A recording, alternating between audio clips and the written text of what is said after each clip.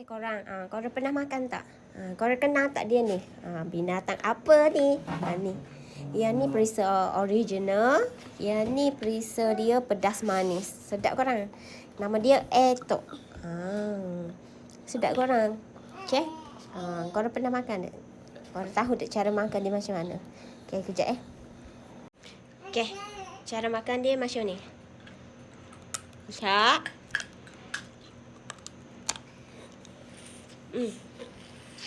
Dia macam ni.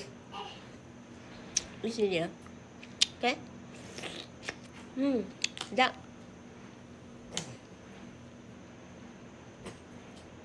Okay?